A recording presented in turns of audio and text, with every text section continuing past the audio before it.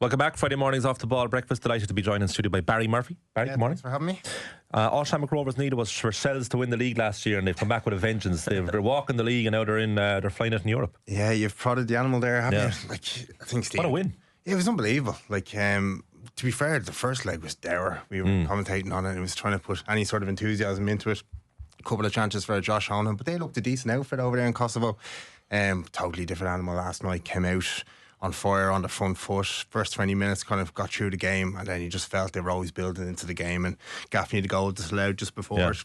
Just offside, wasn't he? Yeah, just offside, and then got a little bit angered by the left back who was in his ear. What was happening there? There was a chance just before. Gaffney pulled back onto the left. Defender got in to Puku, left back, and got a good block on it. Went right up into Gaffney's face.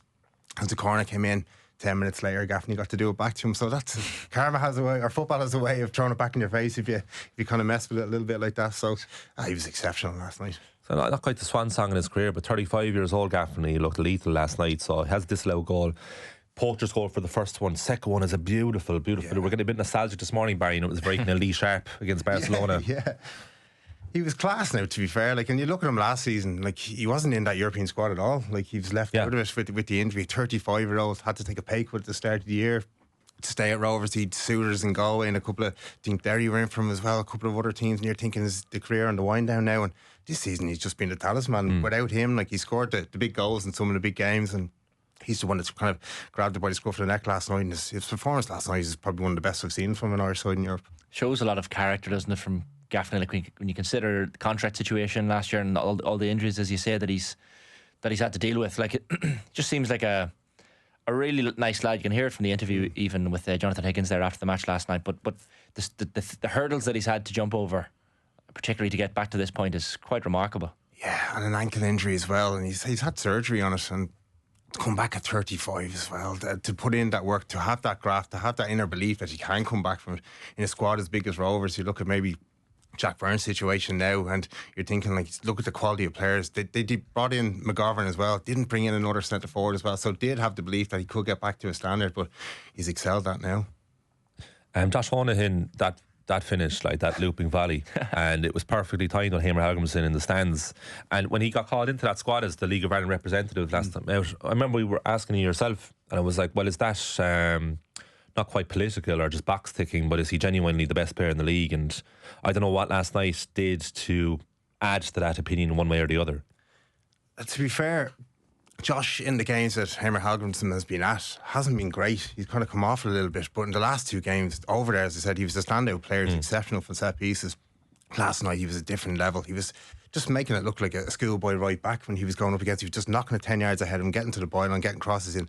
That finish is a phenomenal finish. Like, we were screaming. Are you watching Hamer Helgemson on the commentary? It was cutting out when I went up online, but yeah, like, he was in the crowd, and just everyone, he got up everyone off their seats when he gets the ball ahead of him, knocks it away. He's got something a little different that we don't have in the Irish setup at the moment. And he's potent from set piece as well. But that finish, like, to take it down, goalkeeper punches it out to the edge of the box. The finish to see the awareness to know it has to go over the goalkeepers. No one's on the line and into the top corner. It's just phenomenal stuff. It kind of would make you wonder even more about the first leg, but maybe that's just the case in Europe, that travelling and especially playing those difficult teams away from home can be just a completely different kettle of fish, because we all kind of expected, we were all whispering a little bit, but we knew Rovers should still progress even though they were 1-0 down. They weren't getting ahead of themselves, but it would make you wonder about the first leg. But maybe it is just a case that away from home in Europe is difficult. They've done that the last couple of seasons going away from Europe as well. You look at Iceland last year in the first round of the Champions League, went over 0-0, and you're thinking, a 0-0 against an Icelandic team in the Champions League, you've got to be getting a better result than that to bring back the Tala. But the way they're going up, they're set up now with Mali in the middle over there as well. They're set up to just not concede, bring it back to Tala. They know how potent they are here. If you score a goal, great. And listen, they were playing St Joseph's in the round before, and the tie was done after the first leg, totally different level. But they're set up now to play in Europe, keep things tight, bring it back, because they fancy themselves. Went to Celia last year, a really good team. Albert Riera managing them, got beaten 1-0.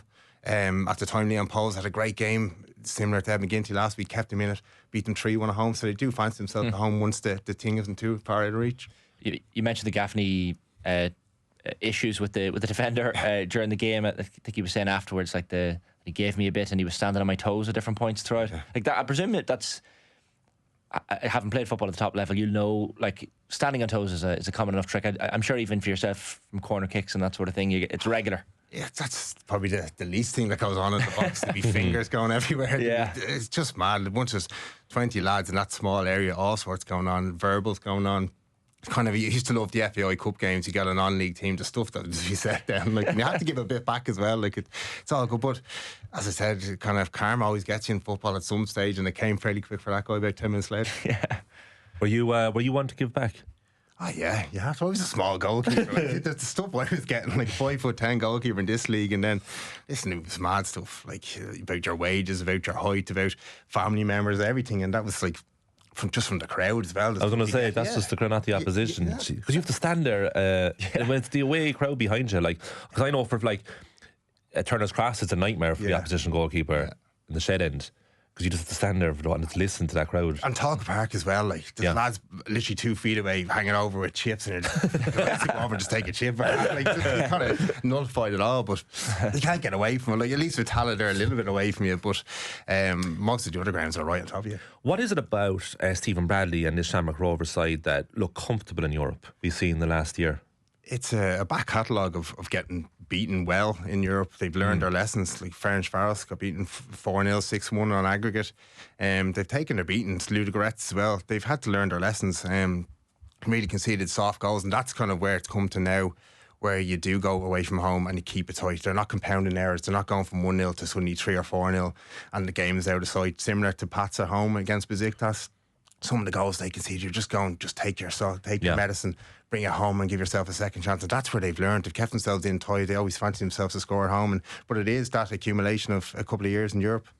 Clean sheets as well, particularly like obviously his goalkeeper will be mad keen for these, but like that'll have impressed Stephen Bradley more than anything. You know, in a European game to get a clean sheet against any sort of opposition is a difficult enough thing to do, and that'll be possibly one of the more pleasing things. Yeah, and it's 5 in the last 6 as well, clean sheets. And you look at Ed McGinty coming into as well. It's a pressurised situation where they've had such longevity, and Alamanis coming in, but it's the back 5 now. You've got the same back 5, the same goalkeeper. There's that solidity every week. You know what you're dealing with. And he struggled with it the first couple of games of the season.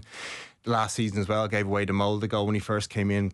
Kind of just didn't know the distances between him and Pico Lopez and Lee Grace and Dan Clear, but now they have that settled, and he's just such a presence back there, and he's doing the simple things right and come up with the big saves as well. So he looks like a good addition. Yeah.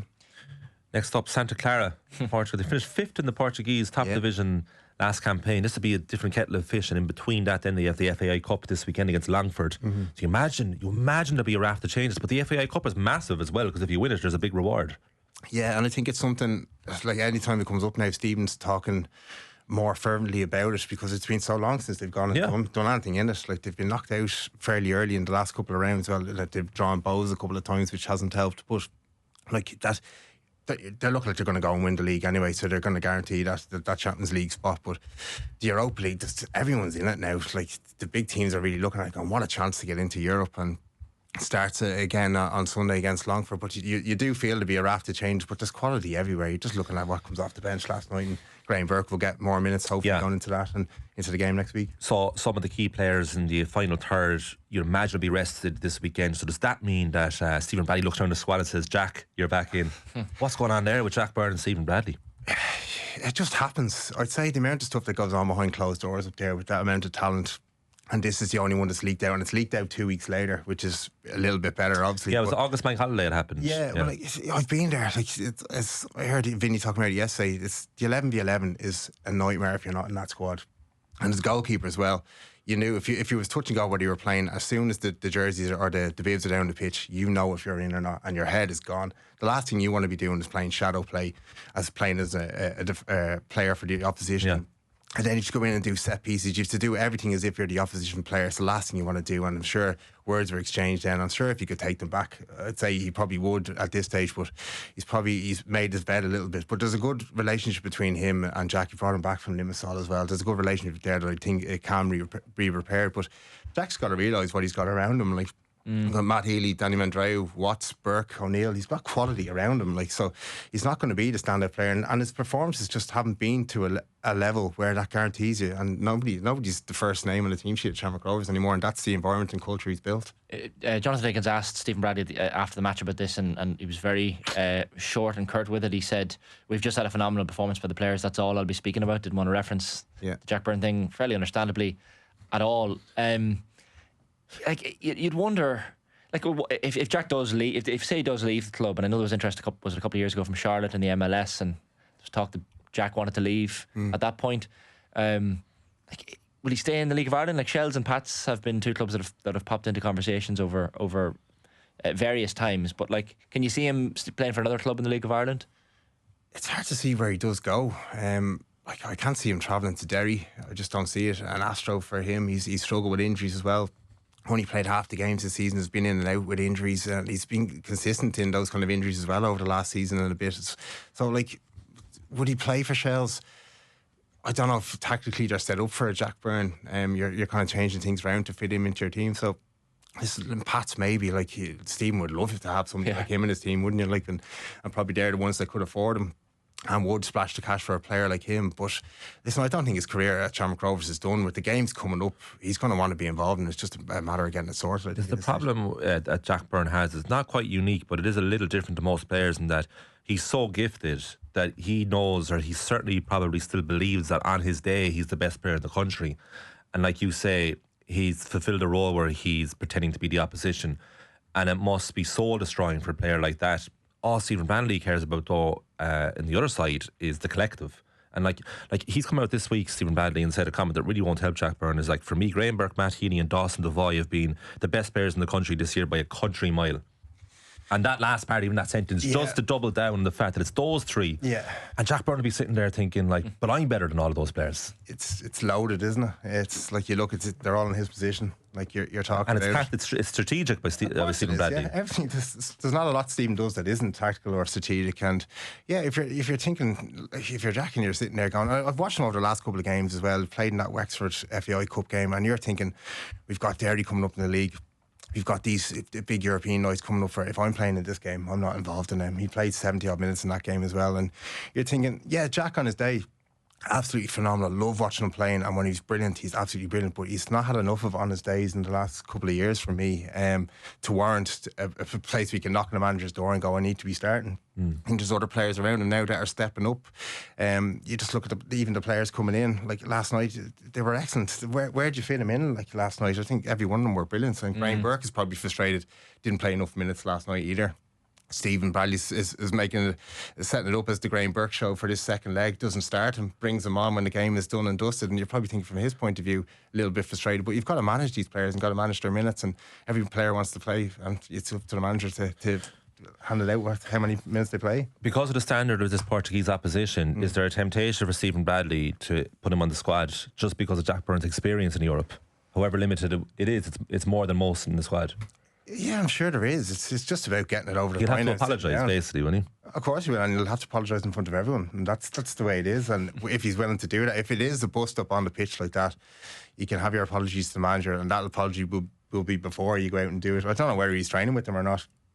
Seeing it down through the years with Stephen Rice and Pat Scully, and we watch him training with the kids over in the corner, like, and it took Pat to leave the team for Stephen to come back into it, and that's not going to happen at Rovers. So it's going to have to be an apology to the manager. It's going to have to be standing in front of your peers and explaining why you did certain things and apologising, seeking forgiveness. And players will always just forgive. They'll wipe it under the mat. Everyone has had their fallouts with managers, and hopefully that happens in this case for him and Stephen. Did you ever have a fallout with the manager? Loads of them, yeah. Really?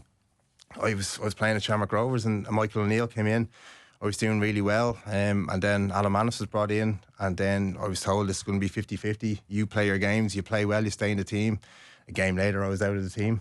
That was it, head's gone. And had you done anything in that game?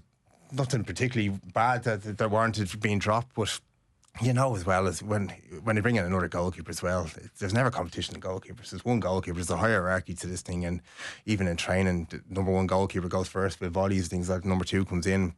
Woodstock changes and the wind changes, you know yourself. And my head was gone then, and I started looking elsewhere and moved at the end of the season, and that's the way it was. But I had meetings with Michael at the time, and listen, we hashed it out then, and it kind of only when I was left, he kind of brought up stuff that was in that meetings that weren't said and things, and that's the way it goes. It's not going to be the same case here, but managers will always protect themselves and protect their team over the individual.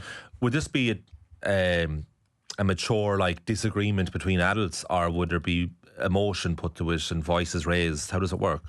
In your instance? No, it's emotional. Right. It's reactive, and that's what I'm saying about rolling back. Maybe you'll say things at the time, and when you're driving home and the blood pressure's dropped a little bit, you go, oh jeez, why did I say that? And you nearly want to ring them straight away and go, listen, this is what I meant by that. It's getting the right words out at the right time and doing it at the right time. And when it's 11v11 and you know you're not in that squad, you demonstrate it on the pitch with your actions and your words on the pitch, and that's probably the issue that Stephen has. If he comes up and has a go at him in the dressing room or in the manager's room, probably not a big issue. It's left in there, but once it's involved with everyone, you've got to deal with it then. And to be fair, they've done really well to keep it in house until now. So the goalkeeper conundrum is an interesting one. So like Manchester City signed James Trafford. So what does that mean? Because you said there's only one goalkeeper. I don't know what's happening with Ederson, and Gianluigi Donnarumma's linked with them as well. And the same with Arsenal. So like, does Kepa go to Arsenal knowing that he's definitely going to be the number 2 behind David Raya? Yeah. He's gone. No, he's going to be. Well, like, he's been bouncing around teams the last couple of years. No, he's going to be. Bournemouth's first choice last season. Yeah, but like if Arsenal come calling, like you think, I have a chance of winning things here, but are you really winning things as a number 2 as well? Do you want to look at Kelleher? Do you want to go out and play? How many of those league titles does he think I actually was involved in? It's different for Kelleher because he's played a few games, but like there is a hierarchy to goalkeepers, and like it's 3 or 4, a run of 3 or 4 games before you're dropped as a goalkeeper, especially a good quality goalkeeper. You're not just making one mistake and being dropped out of the team, and I just don't see that there. How do you get back in as a goalkeeper? Because you're not going to be brought on for 10 minutes at the end of a game to see it out. And you can only do so much in training because it's just not comparable to a match. So you have to rely on your teammate and possibly your buddy playing badly in order for you to get back in.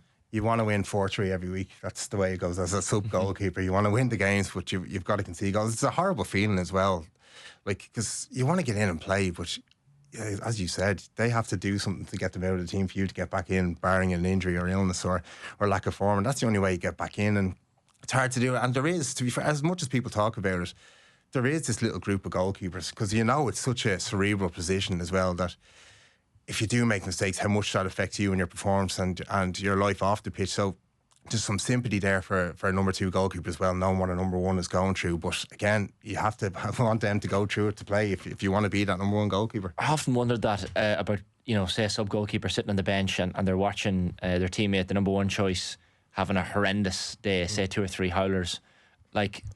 And obviously the number 2 goalkeeper is very close to the number 1 keeper. They train together. They're possibly friends off the pitch as well. Like, are you genuinely sitting there feeling for them a little bit, or is there a little clenched fist underneath the seat? Like when that's happening, are you half delighted? I know it's hard to say it. No, you can't. As I said, it is a position where like you do feel for him a lot, but again, like the selfish person in me wants to play. So for that to happen, he's got to have his bad moments. And I've been through that, probably down through the years, and I probably became better in the latter stage of my career. I was more friendly with the goalkeepers, but at the start, I was competitive. I'd go in, I'd have my conversations, I'd talk, but I keep my distance as well, because I wanted that competitiveness from my own head. I didn't want to fall into a position where I'm going to end up as a number 2. I want to be number 1, so for me to be at my prime, I needed to have that little bit of bite about me. So I had my pleasantries when I needed it, but yeah, I want to be number 1, so I had to be at that level. Colin mentioned Donnarumma there. Obviously, the PSG days numbered, but like, unbelievable keeper. Like, where would you rank him, and where would you see him as potentially ending up? Because obviously, City, he's been linked with Manchester United as well. We've seen the Onana issues there, but quality keeper and could end up in the Premier League. Yeah, like if I was United, I'd be going all out to get him. Yeah. It's madness that they're not. Like, Onana's come back into training in the last week or 2, and he's nowhere near the level of Onana. Like, why are you sticking with him? And by Inder, the number 2 isn't good enough either. So like they're looking at Emi Martinez, trying to get him on the cheap. It all seems to be on the cheap for United at the moment. Can we get players in and Phil Gaffney paid over 8 years, 9 years and stuff like that? Just go. Like, it's such an important position, especially for United. The goals they conceded last season, just get him done, get him in. Like, I think. Can you tell by a goalkeeper immediately? No, because Vicario with Spurs had a great first season and a bad second season. You grow into the position, like Josh Keeley at Pats. Looking at him, thinking, really good young keeper. Had good qualities, had things about him that probably wasn't at the level, got nowhere near the Pats first team when I was there. I went back in when Vidas Yaros came in. I'd retired a year and was brought back in to be number 2 to give competition and kind of help Veet. He was a young keeper coming to Pats, but Josh wasn't anywhere near that number 1 spot at the moment and at the time, and then got a move to Spurs. And just looking at him now, how much he's grown into position, like he's an Ireland call-up waiting to happen now, really. It's the same with a couple of other keepers as well. It takes a couple of years, and that's probably the beauty of the goalkeeper. It is you can go into your late 30s, but it takes that. You don't see many really young goalkeepers getting starts now. Yeah. We should have word Pats as well last night. Like, hell of a performance to go out there, like 4-1 down from the first day, go to Turkey, score a couple of goals against Besiktas. Like, really impressive. Ultimately wasn't enough, but like, what does that say about Stephen Kenny's side, who we've often questioned their mentality of domestically this season? That's the performance we were expecting in Tala. We mentioned last week about we thought something might happen in Tala that night with them and Besiktas, because with Stephen Kenny's teams, they just go for it in Europe, and it seems to suit them. But the goals they gave up in that first leg were so poor that it rode off the second leg. But listen, they were brilliant last night. To score 3 goals against Besiktas in any tie over the 2 legs was phenomenal. And listen, they're 2-0 up away from home in Besiktas was crazy last night, and you look at the quality they do have. But now, is that because the pressure's off to an extent, or would you be more praiseworthy of them because they went out there and actually proactively played? No, I'd be more praiseworthy. I think if the pressure was on, I think they could still find those goals over there. It was just such a poor performance at home. The game was over after half an hour. Really poor goals conceded, and that's a team with Irish teams in Europe. They concede really poor goals at times and don't give themselves a chance to go and win games. But you look at that's obviously the beauty of the Champions route with Shells and Rovers with the coefficient. Like, to come up against Besiktas in the third round is not easy, obviously, for Pats, but thought they performed admirably over the 2 legs, certainly the last 2/3 of it. I make no apologies for repeating this point, but it's ridiculous that the game, Shamrock Rovers game, wasn't visible for most of the country. Yeah, it is. Like, it's great for us. We got to do it last thank night. God for yourselves covering it, and for News Talk, for ourselves covering the Shells game and commentary on Tuesday too. But beyond that, we're just talking about a game like you're just reading a report and imagining it for the vast majority of people out there. Like, it was shown worldwide last night, LOI TV, the stream, bar Kosovo, where the national broadcaster showed it. And like, you looked at the first game over there as well. The crowds weren't great at it, but it's being shown. Yeah, like, I just can't understand it. Like, you're shown like every GA game under the sun is on RT, and there's nothing against them. It's not us versus them, but look, this is third round Europe stuff. This is big boy stuff you're doing here. International players, the international manager is there watching. You're up against a good side for a chance to go into the playoff. Like, the crowd was good last night, probably not as good as it should have been either, because just the whole build-up, there's a complacency now about Irish teams in Europe that they've built up over the last couple of years, maybe Shamrock Rovers, but for RT on the national broadcaster, you've got to be showing these games to build up the kind of look around the country and the league. It has to be shown, really. They just come and go, these games. So even if you have an LOI TV subscription, you're still adding on a tenner to watch the game last night, right? So a lot of people, a lot of sports fans, a lot of fans of our show who tune in every morning, they might have got that game in an article this morning. Oh, class, Rovers won 4-0. That's brilliant. Yeah. And then it comes and goes because you haven't seen it in a world where you see everything now on your phone. Yeah. So that's going to be immediately forgotten. And I'm not trying to get all high and mighty, but like, it's the growth of the game and all that. We should be watching every single game an Irish team plays in. It's just as simple as, like, there's an Irish team playing in Europe. It's a big game. There's a lot on the line. Just show the game. Yeah, like, this is the pinnacle for some lads as well. Like, you're playing in Europe in the third round. This isn't the case of we're playing some team from the Faroes in the first and you're not going to show it. This is third round stuff. Like, and I know obviously you've got obligations to show Spurs and PSG, but to glorify friendly. Like, but that's fine. I don't mind them showing Spurs PSG at all. I don't, but like, they've obviously obligations as well. And now when we do get into the next round and the qualifying rounds, the bigger broadcasters have rights to this, and I'm sure they will. Should Rovers get by Santa Clara, I'm sure the big boys will come in and want those things. But the Shells and Rijeka, they're Croatian champions. Like, how's that not been shown? Like, any other country has that front and centre, and that's the problem with this country. Yeah, and then you just they might have a tinge of regret the next morning, because the Shells game was brilliant. Rovers was an unbelievable performance, and maybe the powers that be today might say, we should have shown that, but they do have another chance because it's next week now. So you have Shamrock Rovers against Santa Clara, and you have Shelburne against Linfield again. But that is the game that they did show a few weeks ago. Yeah, that they just showed. It was brilliant. They just showed it randomly, big production, and then they disappeared afterwards. And you wonder now, Barry, is this making any dent at all? These complaints that we're making this week, with the powers that be make a decision. All right, we're going to show one, if not both of those games. It feels like they're going to have to show both. They can't show one or the other. I don't trust them to do that. I don't trust them because they were spouting out how much it costs to put on the first one. I think it's 50 grand or something to put on for the game against Linfield, the first game. Obviously didn't show the second one. It's only up the road. Like, when those kind of figures are being spouted out, you're thinking, oh, there's obviously cost cutting or something here. They're weighing up whether it's right to show it or not. But this is, you're champions in a playoff round. If this game isn't shown, like all the connotations around as well with Linfield. Yeah. You've got to show it. You heard people last night talking about the logistics of Santa Clara as well. I think it's that you have your nearly 3-hour flight to Lisbon and you have to get the connection to Santa Clara, which is 2.5 hours, I think, from there out in the Azores. So, like, it's logistically a tough one, but as you said, these games have to be shown. Like, well, just show the second leg then. Yeah. It's up in Tallaght. Like, it's set up for everything up there. Like, we've probably got the best of productions up there when it comes to LOI TV for Shamrock Rovers.